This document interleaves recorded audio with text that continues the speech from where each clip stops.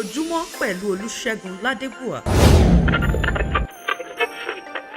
Episteli ekine ti Paulu aposteli yọwọn ará Thessalonica orí kẹta. Túdà ọwọ́ ọpẹ́ káàtù lè má dá. Ọwọ́ Ọlọ́run Olódùmarè ń túdàrún ẹ. Ń dédé ayọ̀ bí àbàm yọ̀ túdàrún ẹ níwájú Ọlọ́run Olódùmarè ẹni. Nọ́sàn àti nọ́gànjọ́ òru rábà ń ṣújì rẹ̀ bẹ̀. Gidigidi ọwọ́ rábà lè rojú rún ẹ. Adé lè ṣàṣe pé ń rè kù nínú ìgbàgbọ́ rún ẹ. Ǹjẹ́ Ọlọ́run Olódùmarè àti bárẹni kíkà rẹ̀ àti Jésù Kristi Olódùmarè ẹni. Ó sámọ̀nà ẹni wá sọ́dọ̀ rún ẹ. Kí Ọlọ́run Olódùmarè ó máa mú mẹ́gbẹ̀rẹ̀gẹ̀ jígẹ̀ sí. Ẹ̀ndẹ̀ máa pọ̀ nínú ìfẹ́ tí ọmọlàkejì rún ẹ àti sùdédé ònìyàn gẹ́gẹ́ bá àti ń ṣe rún ẹ. O lè fu ọkàn rún ẹ balẹ̀ ní àìlábùkù nínú ìwà mímọ́ níwájú Ọlọ́run Olódùmarè àti bárẹni nígbà àti dẹ̀yìnwọ̀ Jésù Kristi Olódùmarè ẹni pẹ̀lú dédé ọ̀wọ́n ònìyàn mímọ́.